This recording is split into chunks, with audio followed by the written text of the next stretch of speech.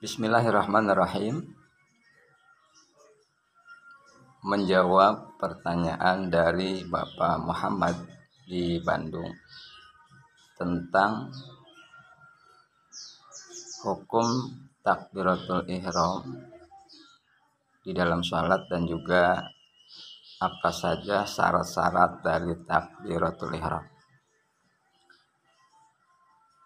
Baik Bapak Muhammad, saya menjawab pertanyaan Bapak merujuk kepada salah satu kitab klasik, yakni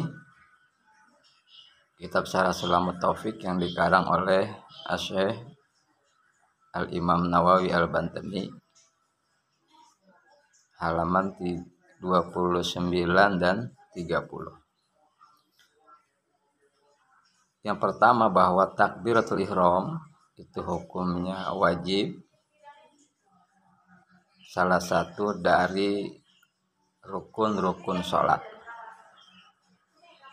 Lalu apa saja syarat-syarat dari takbiratul ihram? Ada 16 syarat takbiratul ihram. Yang pertama adalah al-ityanu bi jami'i hurufiha qa'iman inda wujubil qiyami. Mendatangkan semua huruf takbiratul ihram ketika berdiri pada sholat fardu. Fa in waqa'a harfun minha fi ghairil qiyami lam tanaqud sholatuhu. Maka jika terjadi pengucapan huruf itu tidak dalam keadaan berdiri, maka sholatnya tidak sah. Ini bagi orang yang sholat fardu dan sehat, artinya dia mampu berdiri.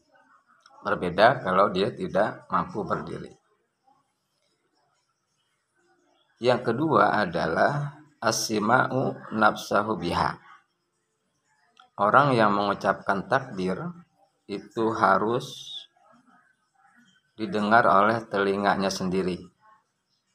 Jadi ketika takbir, dia harus mendengar takbirnya sendiri. Ini bagi orang yang memiliki pendengaran yang normal. Kalau tidak, maka tidak jadi masalah apabila dia tidak mendengar takbirnya karena ada gangguan pendengarannya. Yang ketiga syaratnya kaunuha labjul jalalati. Yang ketiga, bahwa takbiratul ihram harus diucapkan dalam bentuk labjul jalalah, artinya Allah. Warabi'u kaunuha bilabji akbar. Yang keempat, syaratnya harus menggunakan lafaz akbar. Jadi Allahu Akbar. Tidak boleh dengan kalimat yang lain. Wal khamisu kaunuha bisigati af'al. Syarat yang kelima adalah adanya takbiratul ihram itu pada sigot af'al. Sigot itu bentuk kata atau wazan.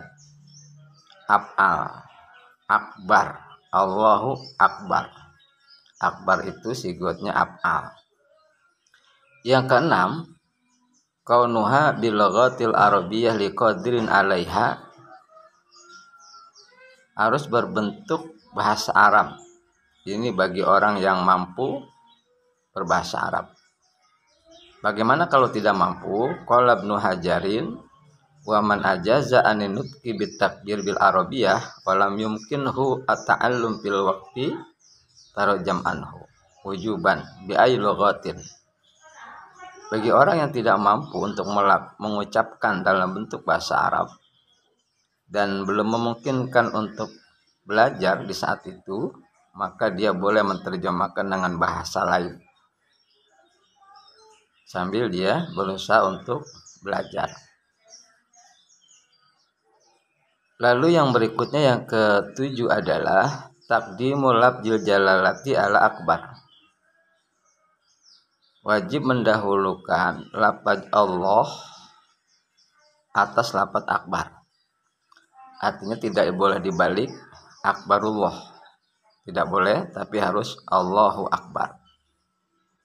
Wasaminu yang kedelapan min adami maddi hamzatil jalalah. Tidak memanjangkan hamzah lafaz Allah. Jadi tidak boleh Allah, tidak boleh. Watasi'u dan yang kesembilan adamu maddil ba'i min akbar. Tidak boleh memanjangkan huruf ba pada lafaz akbar. Jadi tidak boleh akbar, tidak boleh. Allahu Akbar. Wal ashiru dan yang ke-10 ada mutasdidil ba'i min akbar. Tidak mentasdidkan huruf ba pada lafaz akbar. Akbar, tidak boleh. Akbar. Jadi harus akbar.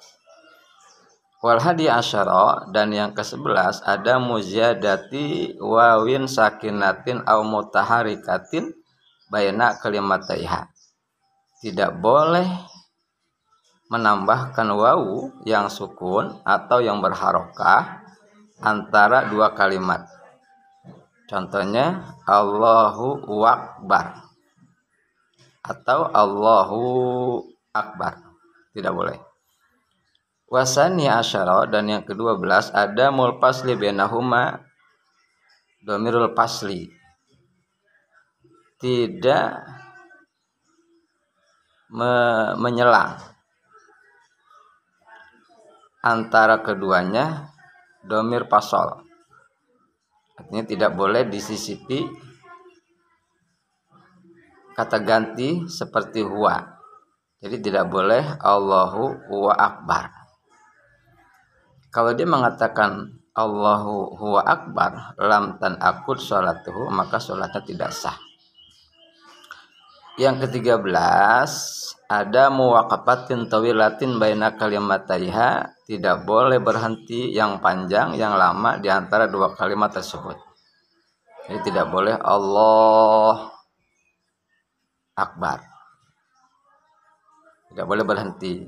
Artinya dia harus menyambung Allahu Akbar. Yang ke-14 warabi asyara dukhulu waqti sholati. Pengucapan takbiratul ihram itu harus sudah masuk waktu. Artinya dia takbiratul ihram di dalam sholat ketika memang sholat itu sudah masuk waktunya. Wal khamisa asyara dan yang ke-15 iqauha bi jami hurufiha bal istiqbalil wajib. Terjadinya takbiratul ihram dalam hal ini semua hurufnya itu setelah betul-betul dia menghadap kiblat. Di posisi berdiri kemudian dia menghadap kiblat. Wasadisa asyara ta'khiruha fil iqtidai an takbiratul imami. Yang ke-16 adalah mengakhirkan takbiratul ihram ketika dia mengikuti dari takbirnya imam. Maksudnya seorang makmum boleh melakukan takbiratul ihram ketika imamnya telah melakukan takbir. Contohnya imam mengucapkan Allahu Akbar. Maka kemudian makmum di belakangnya mengikuti Allahu Akbar. Tidak boleh membarengi atau mendahului. Sekian jawaban saya dari pertanyaan dari Bapak Muhammad di Bandung. Semoga bermanfaat. Wassalamualaikum warahmatullahi wabarakatuh.